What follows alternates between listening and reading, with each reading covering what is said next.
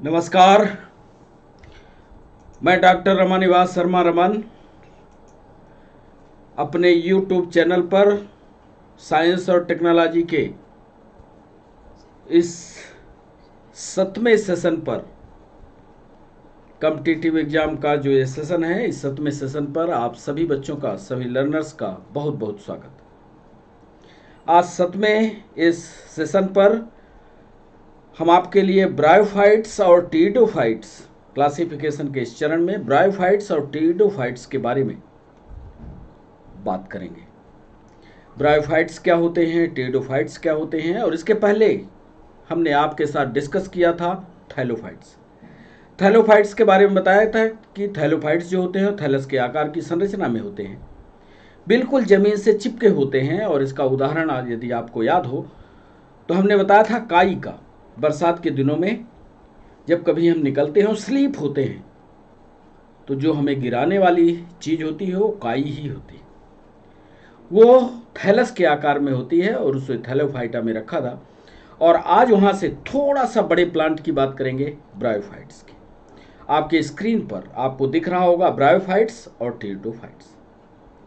तो ब्रायोफाइट्स की बात करें तो हमने पहली बात लिखी कि bryophyte is the term used for refer embryophytes that do not passes vascular tissue. ऐसे पौधे जिनके पास पानी को ढोने या पानी को ले जाने यानी जाइलम और फ्लोएम की संरचना का अभाव होता है, यानी संवहनी ऊतक का अभाव होता है, वो ब्रायोफाइट्स कहलाते हैं। इसी के तारतम्य में टीरिडोफाइट्स का यदि अंतर आपके सामने रखते हैं तो टीरिडोफाइट्स ऐसे पौधे होंगे जो अपेक्षाकृत बड़े दिख रहे हैं। चित्र में देखिएगा, अपेक्षाकृत बड़े दिख रहे हैं। और इसमें जनन की प्रक्रिया जो है वो बीजों के द्वारा होती रही है। और इसमें वैस्कुलर प्लांट होंगे, यानी जाइलम और फ्लोएम की उपस्थिति होगी। और बहुत सारी बातें हमने लिखी हैं, पर अभी सब कुछ बताएं उसमें आपके दिमाग में कंफ्यूजन हो सकता है। थोड़ा थोड़ा करके इनके बारे में विस्तार से आपको जो कॉम्पिटिटिव एग्जाम में आवश्यक होगा उन्हीं बातों को अंडरलाइन करते हुए हम आगे आपको बताएंगे।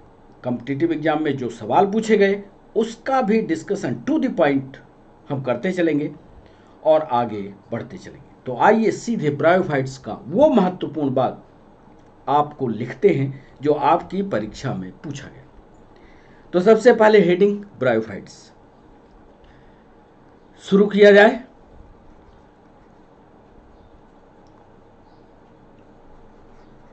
ब्रायोफाइटा,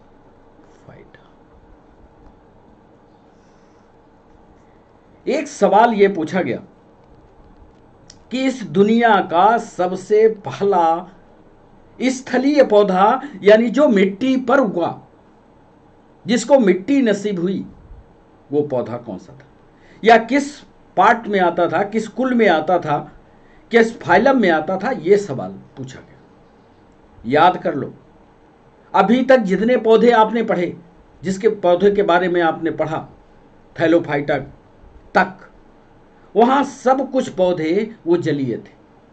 ये पहला क्लास होगा जिसमें पौधे स्थल की ओर बढ़ चले। तो पहला पॉइंट यही लिखते हैं, शुरुआत यहीं से। ये प्रथम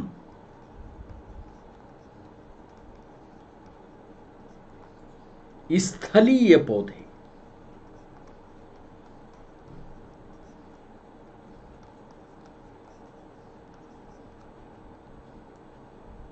या इसी भाषा को बदलकर फिर से सवाल पूछ सकता है, या भूमीय पौधे,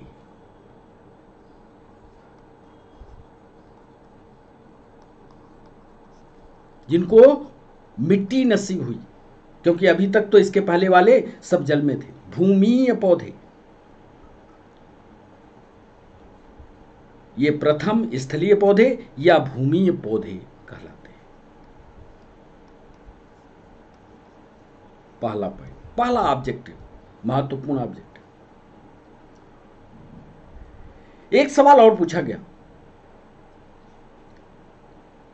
कि ब्रायोफाइट्स जो होते हैं दो फाइलम के बीच के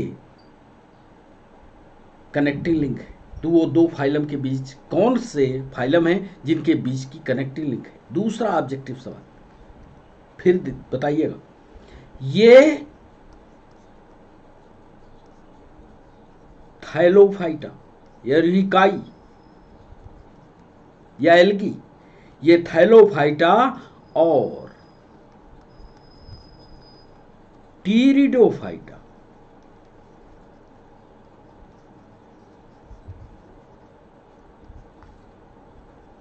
के बीच की कड़ी है। They are connecting link between thallophytes and pteridophyte. अंग्रेजी वाले बच्चे भी, बिल्कुल सरल हिंदी है, उसको हम अंग्रेजी अनुवाद भी करते चलते हैं। दूसरा महत्वपूर्ण पॉइंट। तीसरा महत्वपूर्ण पॉइंट, ये सभी ऑब्जेक्टिव सवाल है। अब इसमें सवाल यह पूछा गया कि ये ब्रायोफाइट थैलोफाइट से अलग कैसे? क्या ये इतने बड़े पौधे हैं? जरा इस पहले वाले चित्र को देखिए, ये पौधा है। ये पौधा क्या इतना बड़ा है जो जमीन पर है? क्या इतना बड़ा पौधा है कि इसमें जाइलम और फ्लोएम हो? आप सोचकर हमें बताइए। जाइलम और फ्लोएम जैसा पौधा तो ये दिखता है जो ज्यादा बड़ा है।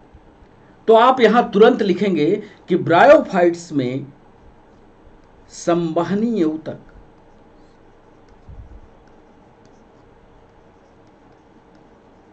जिसको आप जानते हैं दो शब्द जाइलम और फ्लोएम बोलते हैं। जाइलम फ्लोएम संवहनी ऊतक नहीं होते।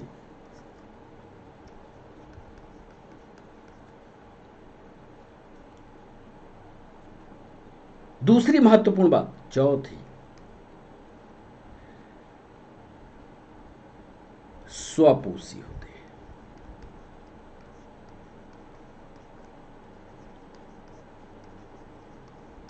अर्थात क्लोरोप्लास्ट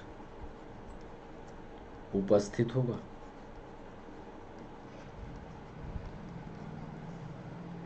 पांचवा पॉइंट,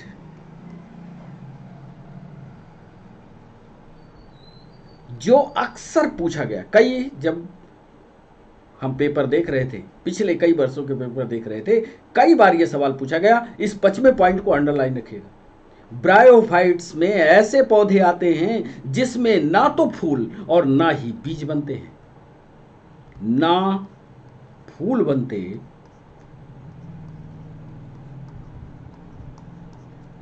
और ना ही बीज बनते। अब आपके दिमाग पर सवाल बनता होगा कि साहब जब ना तो फूल है ना बीज है तो दूसरा पौधा कैसे बनता होगा? उसके लिए बॉटनी में कई बच्चों ने, जिन्होंने बॉटनी पढ़ी होगी या 10th तक साइंस पढ़ी होगी, उसमें रिप्रोडक्शन के तरीके हैं। अलैंगिक प्रजनन, लैंगिक प्रजनन, वेजिटेटिव रिप्रोडक्शन, वर्धी प्रजनन, उसमें से एक प्रजनन इसमें जरूर होता है और वो रिप्रोडक्शन कहलाता है वेजिटेटिव रिप्रोडक्शन। यानी इसमें वर्धी प्रजनन पाया जाता है। मान लो पुराना पौधा है, ये पुराना पौधा जब मरेगा तो आगे की तरफ नए पौधे को जन्म देता चलेगा। ये इसकी विशेषता। तो स्पोर्ट्स का काम ही नहीं, फूल का काम ही नहीं, पुराने से नया बनता चला जाएगा। इस पर भी रिप्रोडक्शन का एक अलग से चैप्टर हम शेड्यूल करेंगे और ये सारे रिप्रोडक्शन के कितने प्रोसेस होते हैं ये सारा कुछ हम आगे डिस्कस करेंगे। तो ये 6 महत्वपूर्ण लक्षण याद रखिएगा। प्रथम, स्थलीय पौधे हैं, भूमीय पौधे हैं जिनको पहली बार मिट्टी नसीब हुई। ये थैलोफाइट्स और टेरिडोफाइट के बीच के कनेक्टिंग लिंक है। इनमें जाइलम और फ्लोएम उपस्थित नहीं होगा। ये ऑटोट्रॉफ होंगे, क्लोरोप्लास्ट उपस्थित होगा, ना फूल बनेंगे ना बीज बनेंगे। वेजिटेटिव रिप्रोडक्शन पाया जरूर जाएगा, यानी जनन होगा। एक बात और बता दें जो हमारे दिमाग में चल रही है, ये कि इनकी लंबाई आखिर होती कितनी है। ये भी कॉम्पिटिटिव एग्जाम में पूछा जा सकता है। आप तो छोटा छोटा कर रहे हो, कुछ लंबाई का एरिया बताओगे। कॉम्पिटिटिव एग्जाम में ऐसे ही सवाल पूछता है। यहां पर हम चाहते हैं कि आपको वो लिखा दें कि इनकी लंबाई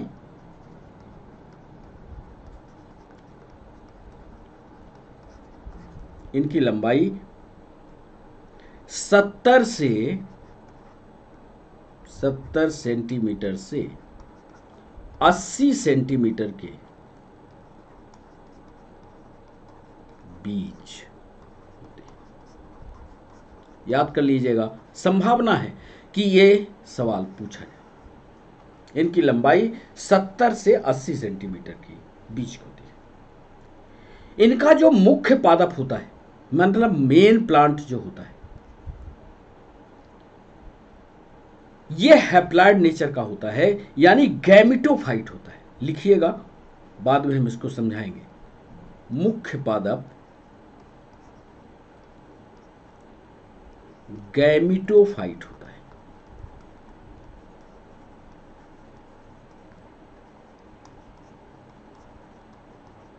अब आप ये जानते हैं कि गैमेट का मतलब होता है, जैसे हम लोग जनरल बायोलॉजी में पढ़ते हैं, गैमेट का मतलब होता है स्पर्म अथवा ओवा। अब स्पर्म और ओवा में क्रोमोसोम की संख्या कितनी होती है? हैप्लॉइड होती है, यानी यक्स होती है, 2x नहीं होती। जब x और x मिलते हैं तब 2x होता है। तो इनका जो मेन प्लांट होता है वो गैमेटोफिटिक होता है, यानी क्रोमोसोम हैप्लॉइड होते हैं।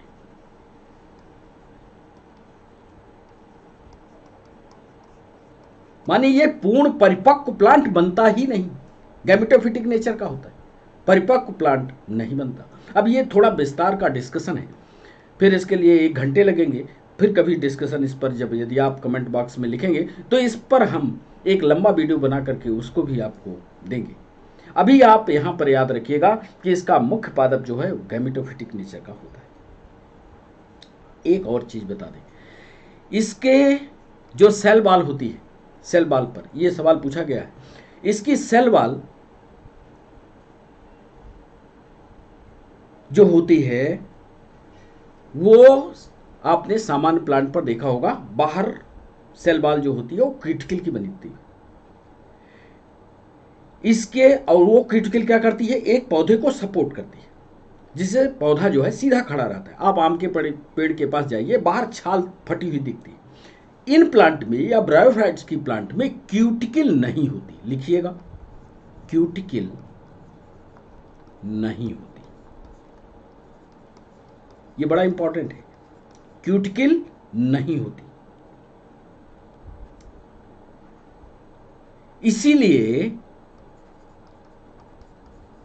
इसीलिए यांत्रिक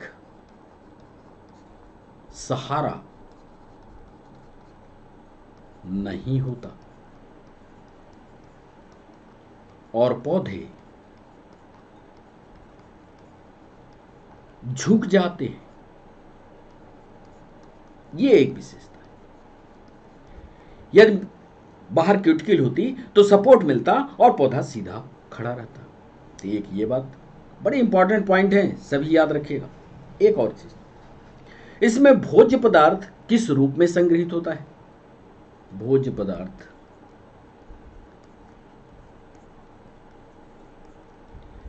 स्टार्च के रूप में संग्रहित होता है। याद रखिएगा।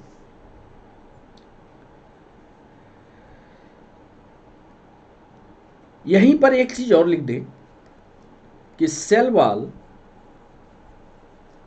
सेल्यूलोज की बनी होती है, जिसके ऊपर, यूपीएससी का सवाल है, जरूर नोट करिएगा, जिसके ऊपर पैक्टिक लेयर होती है। पैक्टिक लेयर पाई जाती है जिसमें इस पेक्टिक लेयर में जिसमें ग्लैक्टोसोनिक एसिड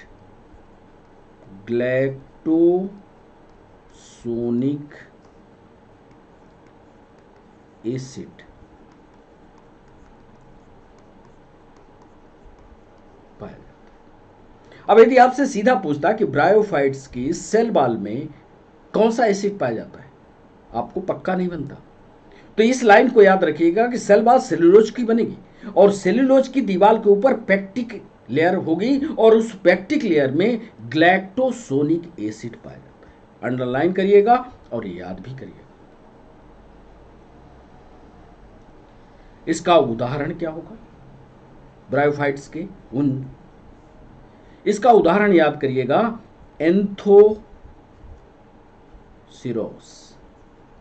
ये प्लांट का नाम है। अभी सारे प्लांट के हम चित्र आपको दिखाएंगे, कैसे प्लांट होते हैं ये आपको याद दिलवा देंगे। एंथोसिरोस, फिर पॉलीट्राइकम, चित्र इसलिए लाए हैं ताकि आपको पौधे ब्रायोफाइट्स के याद हो जाए। पॉलीट्राइकम, फिर फ्यूनेरिया और मार्केंसिया। याद रखिएगा, एंथोसिरोस, पॉलीट्राइकम, फ्यूनेरिया और मार्केंसिया ये प्रमुख ब्रायोफाइट्स हैं और इन ब्रायोफाइट्स का आर्थिक महत्व भी एक लाइन में बता दें आपको। ब्रायोफाइट्स का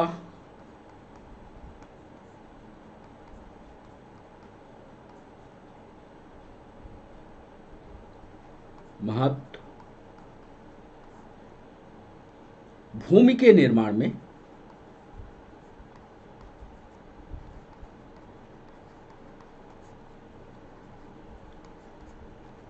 जमीन बनाना हो, ऊबड़ खाबड़ जमीन हो, पथरीली जमीन हो, ब्रायोफाइट्स पाल दीजिए, कुछ दिन बाद वो जमीन बन जाएगी क्योंकि इसमें अपघटन की क्षमता होती है।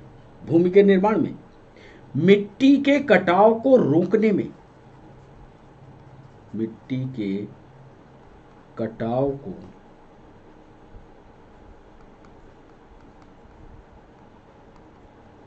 रोकने में, साथ में एक ब्रायोफाइट है जिसका नाम है, यहां लिखिएगा, स्फैग्नम।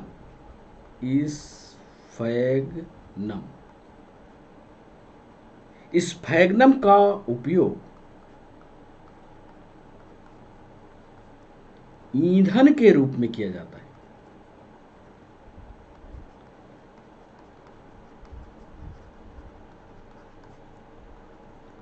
कई बार ऑब्जेक्टिव पूछा गया है, स्फैग्नम का उपयोग ईंधन के रूप में किया जाता है। और एक बार एमपीएसआई में सवाल पूछा गया कि निम्न में से किस ब्रायोफाइट का उपयोग औषधि के रूप में होता है, पता है आपको? यदि पता हो तो बताइएगा, नहीं तो हम लिखते हैं। वो ब्रायोफाइट है स्फैग्नम ही। अभी इसका चित्र दिखाएंगे। स्फैग्नम का उपयोग, ये ब्रायोफाइट है। स्फैग्नम का उपयोग घाव लग जाए, चोट लग जाए, घावों की ड्रेसिंग में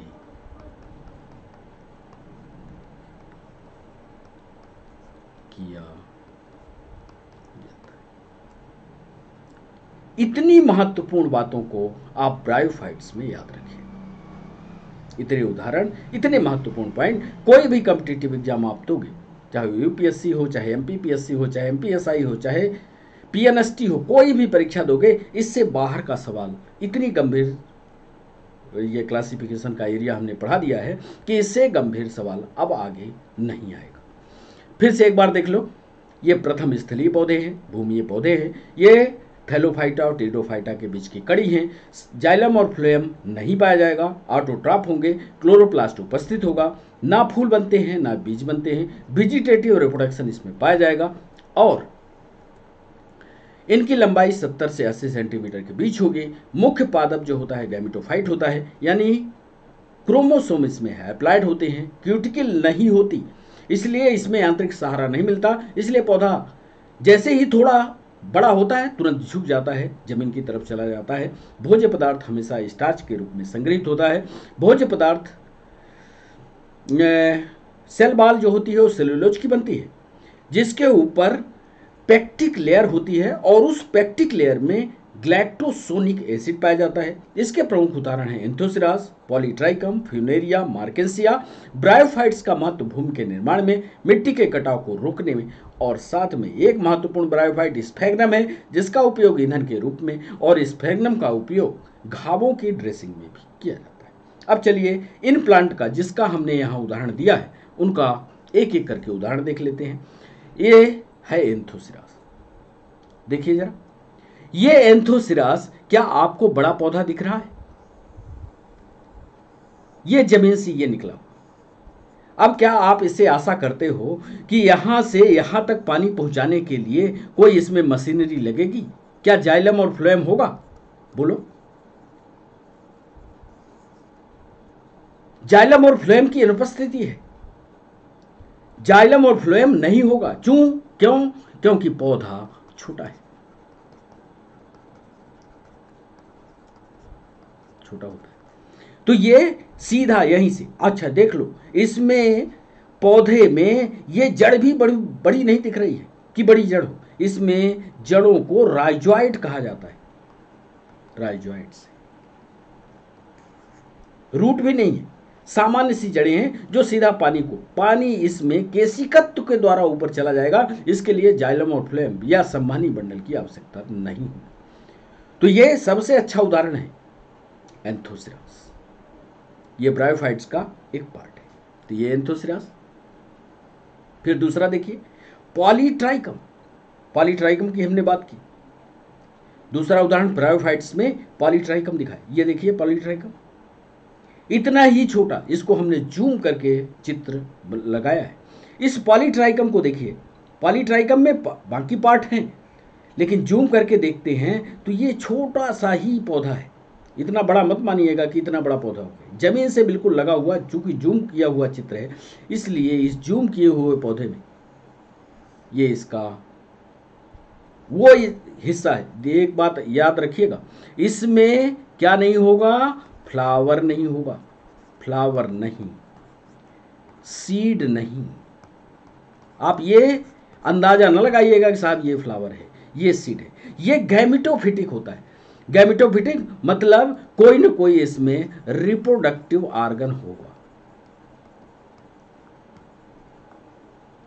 है।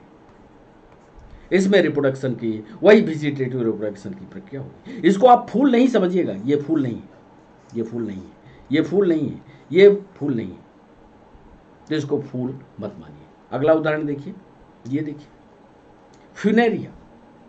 फ्यूनेरिया एक हैबिटेट में चिपका हुआ है, और इस फ्यूनेरिया के इस हैबिटेट में सबसे बड़ी विशेषता जो आप देख रहे हैं कि ये जब जमीन से लगता है, जब इसकी शुरुआत होती है जमीन से, तो यहां पर रूट नहीं है, रूट अब्सेंट। ये आपको ध्यान रखना है कि रूट इसमें नहीं होगा। तो रूट नहीं होगा तो साहब क्या होगा? तो रूट नहीं होगा तो इसके स्थान पर राइजॉइड होगा। ये आपको याद रखना चाहिए, राइजॉइड होगा, रूट नहीं है। अब क्योंकि हम एक सामान्य प्लांट को कितने भागों में बांटते हैं? एक को कहते हैं कि साहब जड़ होगा, तना होगा और पत्ती होगा। एक सामान्य पौधे को 3 भागों में बांटते हैं। यहां पर ऐसा नहीं है कि जड़, तना, पत्ती अलग अलग भागों में बटा होगा। ऐसी कोई इसकी संरचना नहीं होती। इसमें रूट जो है वो पूरी तरह से अब्सेंट है। रूट के स्थान पर क्या होगा? राइजॉइड होगा। और जहां से इसका तना जैसे ही शुरू होता है, राइजॉइड जमीन से जैसे ही शुरू होता है, वैसे ही देख लो आप पत्ती शुरू। इसलिए ये पूरा का पूरा प्लांट नहीं बनता, पूरा का पूरा ये प्लांट नहीं है। ये देखो ऊपर जा करके सीधा ये कैप्सूल बना लेता है। तो इस तरह से कैप्सूल की ये रचना बनती है। तो ये फ्यूनेरिया अपने हैबिटेट में सीधा जमीन से जुड़ता है। तो इसमें जाइलम और फ्लोएम, यहां भी लिखिएगा जाइलम और फ्लोएम अब्सेंट है। इसलिए आपको चित्र दिखा करके समझाते हैं या चित्रों को लगाकर समझाते हैं, ताकि फ्यूनेरिया के बारे में आप सिर्फ उदाहरण को रटो नहीं, चित्रों को देख करके आप समझ लो, तो ये चित्र आपके दिमाग में बैठ जाए, तो फिर आपको करने में दिक्कत नहीं। ये एक महत्वपूर्ण फ्यूनेरिया। अब ये एक महत्वपूर्ण स्फैग्नम जो दो तरह से काम में आता है।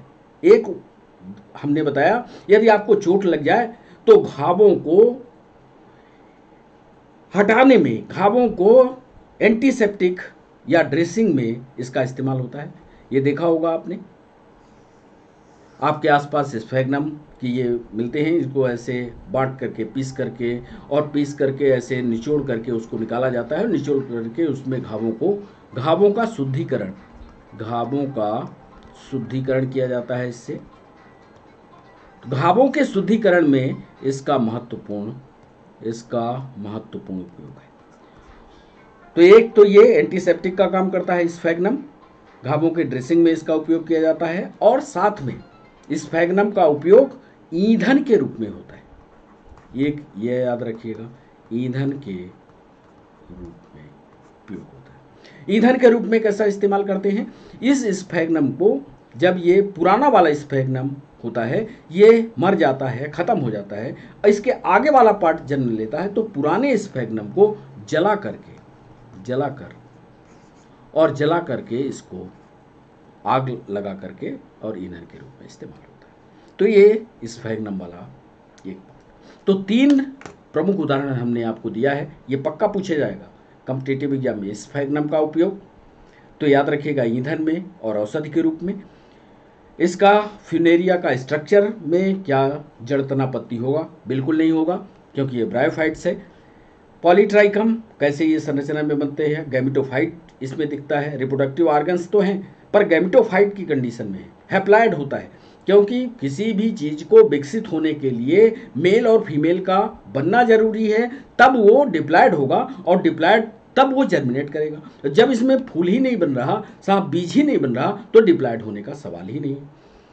फिर यहां देखना, एंथोसिरास एक छोटा सा पौधा है जो जमीन से बिल्कुल जुड़ा हुआ होता है। इसमें कोई भी जड़ नहीं होती, राइजोइड होता है, और राइजोइड के द्वारा सीधा पानी ग्रहण कर लेता है, और धीरे धीरे करके ये क्रमिक रूप से आगे की ओर विकसित होते चले जाते हैं। इसमें भी कहीं भी फल, फूल और रूट का हिसाब किताब नहीं होता। एक चीज ये ध्यान रखिए। अब चलिए, हमने जैसा पहले वाली स्लाइड में आपसे वादा किया था कि आज हम टेरिडोफाइट भी इसी सेशन में आपको पढ़ाएंगे। टेरिडोफाइट को हमने लिखा था कि pteridophyte are vascular plants that reproduce and disperse by spores. ये कह रहा है कि टेरिडोफाइट्स जो होते हैं, इसमें जाइलम और फ्लोएम तो होंगे, यानी पौधा थोड़ा बड़ा हो गया, और इसमें रिप्रोडक्शन भी होगा, और ये जनन करेंगे तो इसके जनन के द्वारा स्पोर्स बनेंगे, यानी नए पौधे का विकास वेजिटेटिव नहीं होगा कि पुराना पौधा मरे और वहीं से नया पौधा बन जाए, ऐसा नहीं होगा। इसमें मेल और फीमेल रिप्रोडक्टिव यूनिट आपस में मिलेंगे ही, जायगोट बनेगा, बीज बनेगा, और वो बीज नए पौधे को जन्म देगा, और इसी का नाम आगे फिर क्रिप्टोगैम्स के रूप में भी जाना गया। कल ये इसके पहले वाले लेक्चर में हमने आपको सिखाया है, और कैसे ये आगे बनेंगे ये हम आपको एक एक करके बताते हैं। आइए अब हम शुरू करते हैं ट्रैकियोफाइटा।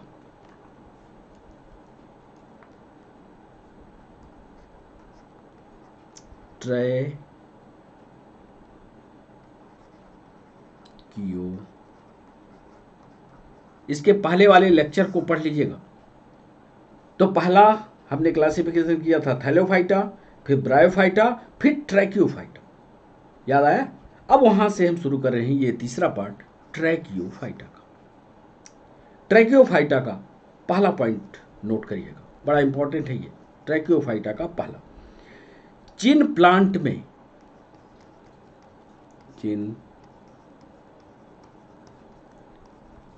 में जल संवहन के लिए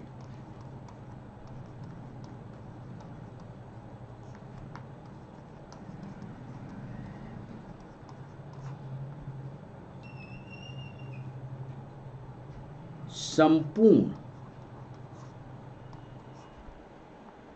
संवहन तंत्र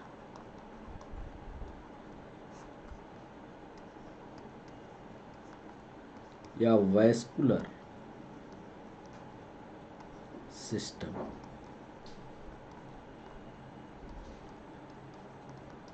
पाया जाता है, वे सभी पौधे ट्रैकियोफाइटा में आते हैं। अब आपको याद होगा, एक तो ये अर्थ बता दें, ट्रैकियो एंड फाइटा। फाइटा का तो अर्थ आप जानते हैं, फाइटा का मतलब होगा प्लांट, और ट्रैकियो का क्या मतलब होता है? ट्रैकियो, ट्रैकियो का मतलब होता है ट्रैकिया। याद करो, बायोलॉजी में आपने पढ़ा होगा ट्रैकिया।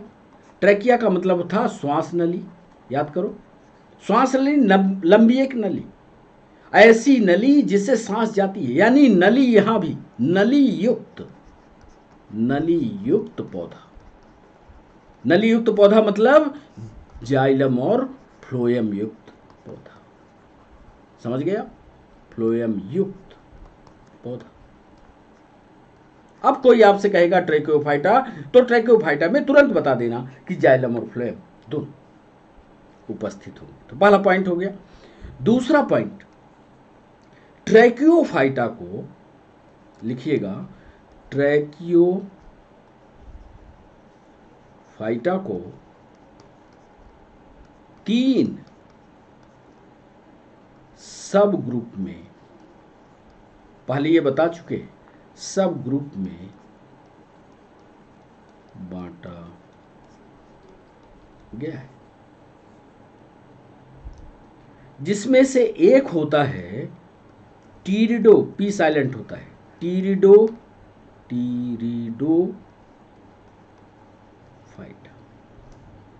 याद करिएगा। दूसरा बताया था जिम्नो स्पर्म, और तीसरा बताया था एंजियो स्पर्म। टीरिडोफाइटा, जिम्नोस्पर्म और एंजियोस्पर्म, 3 ग्रुपों में इसको हमने बांटा था। एक पर डिस्कशन आज के लेक्चर में हो जाएगा टीरिडोफाइटा पर, 2 पर अगले लेक्चर में जिम्नोस्पर्म और एंजियोस्पर्म को हम अगले लेक्चर में शामिल करेंगे। तो चलिए टीरिडोफाइटा की बात करते हैं। टीरिडोफाइटा में ये तो पक्का हो गया कि बड़े पौधे होंगे, बड़े पौधे होंगे यानी वैस्कुलर सिस्टम होगा। वैस्कुलर सिस्टम माने बड़ा पौधा हुआ, जाइलम और फ्लोएम दोनों होंगे। ट्रैकियो इसीलिए नाम इसका दिया गया। तो चलिए सबसे पहला लिखते हैं टीरिडोफाइटा का लक्षण। यहां आप हेडिंग डालिएगा, टीरिडोफाइटा।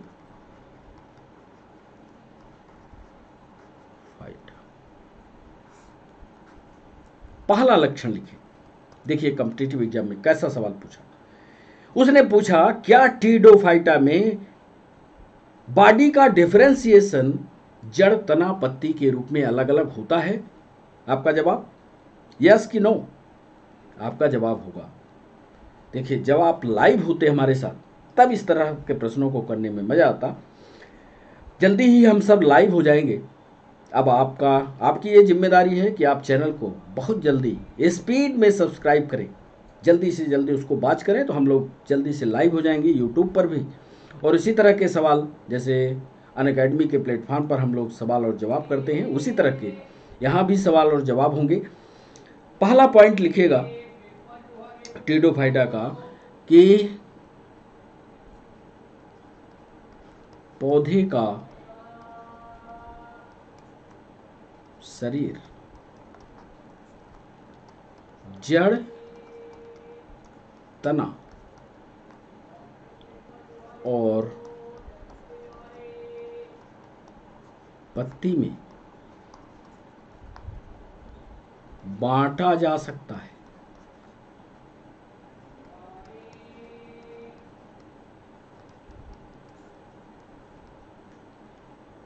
The plant body can be divided into root, stem and leaf. Differentiation हो गया।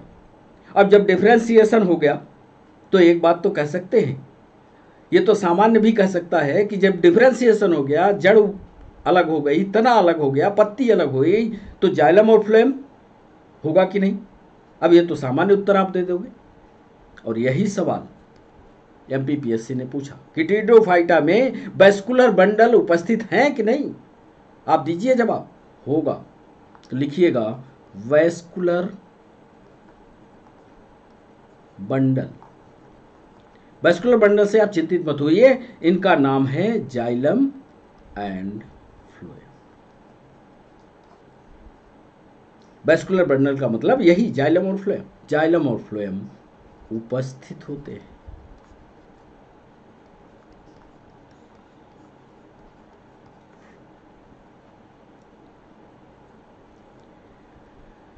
और तीसरा एक महत्वपूर्ण बात, इसमें जो पौधा होगा, महत्वपूर्ण बात, इसमें पौधा स्पोर्स बनाएगा। स्पोर्स का मतलब होता है बीज। स्पोर्स बनेगा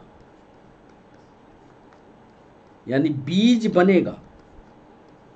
बीज कैसे बनेगा? जब दो रिप्रोडक्टिव यूनिट आपस में मिलेगी तभी तो बीज का निर्माण होगा।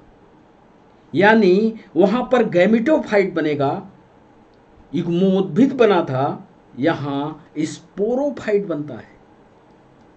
स्पोरोफाइट।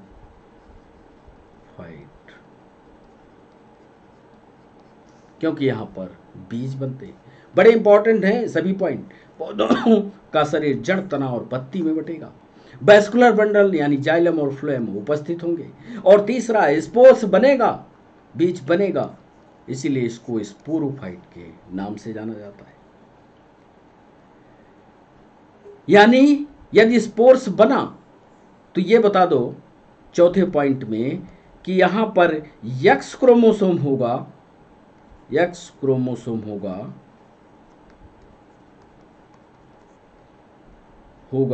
कि 2x। आप बताओ एक्स क्रोमोसोम होगा कि 2x होगा? आप तुरंत कह दोगे जब स्पोर्स बन ही रहा है या यदि बीज बन रहा है तो अब हैप्लॉइड की जरूरत नहीं होगी, यानी 2x क्रोमोसोम होगा। यह भी सवाल पूछा गया। चौथा अगला पॉइंट, एक पॉइंट और आपको बता दें कि टीरिडोफाइट्स में आने वाले जो प्लांट होते हैं, टीरिडोफाइट्स में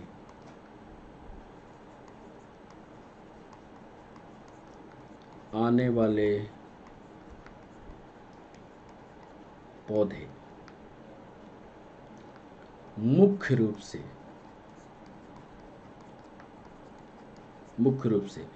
चारे के रूप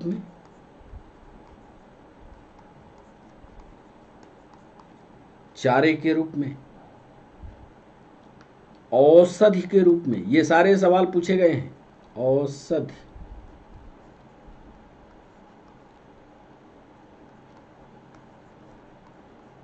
औषधि के रूप में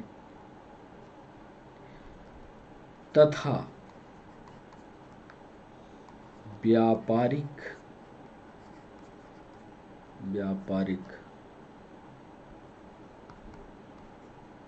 कार्यों में इस्तेमाल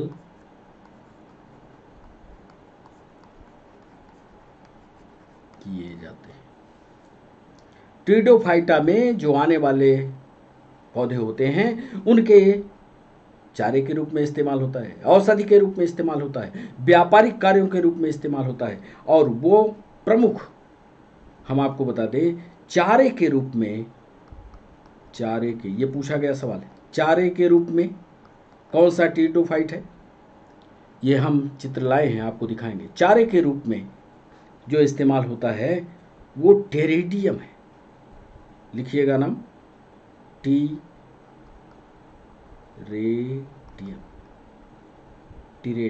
चारे के रूप में। इसके अलावा दूसरा लिखिएगा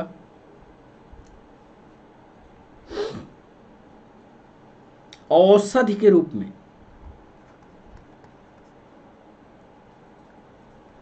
औषधि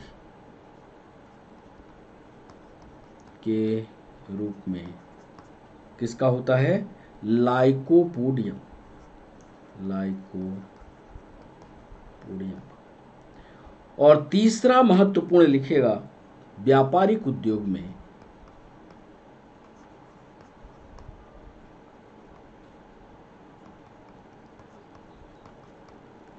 व्यापारिक उद्योग में इक्विसीटम,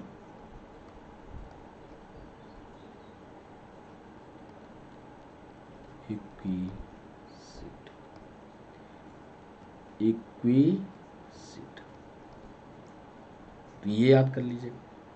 ट्रिडोफाइटा में आने वाले जो पौधे होंगे उनका मुख्य रूप से उपयोग जो है चारे के रूप में, औषधि के रूप में, व्यापारिक कार्यों में इस्तेमाल किए जाते हैं। चारे के रूप में टेरेडियम है, औषधि के रूप में लाइकोपोडियम है, व्यापारिक रूप में इक्विसीटम। इन तीनों को आप देख लीजिए कौन कौन से, इन तीनों के चित्र हम लाए हैं। ये देखिए, ये है टेरेडियम, ये इसका चारे के रूप में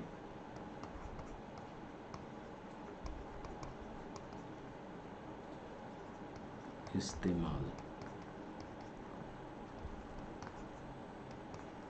होता है, चारे के रूप में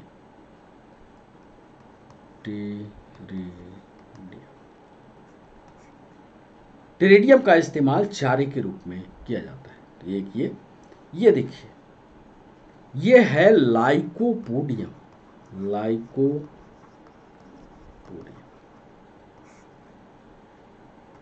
ये टेरिडोफाइट्स का मेडिसिन में या दवाई के रूप में इस्तेमाल किया जाता है।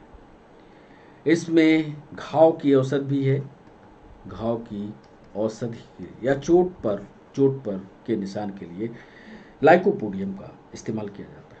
और सबसे बड़ा उपयोग जो है टेरिडोफाइट्स का सोना के उत्पादन में होता है, और ये कई बार सवाल पूछा भी गया है सोने के उत्पादन में। और ये है ये इक्विसीटम। इक्विसीटम का उपयोग ध्यान से पढ़ लीजिएगा, इससे सोना प्राप्त किया जाता है, सोना या गोल्ड प्राप्त।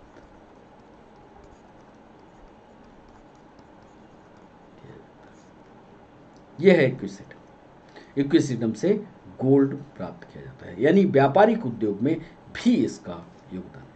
तो गोल्ड प्राप्त करना हो तो टेरिडोफाइट्स, लाइकोपोडियम मेडिसिन में, और चारे के रूप में टेरिडियम का इस्तेमाल होता है। तो आज के सेशन में इतना ही।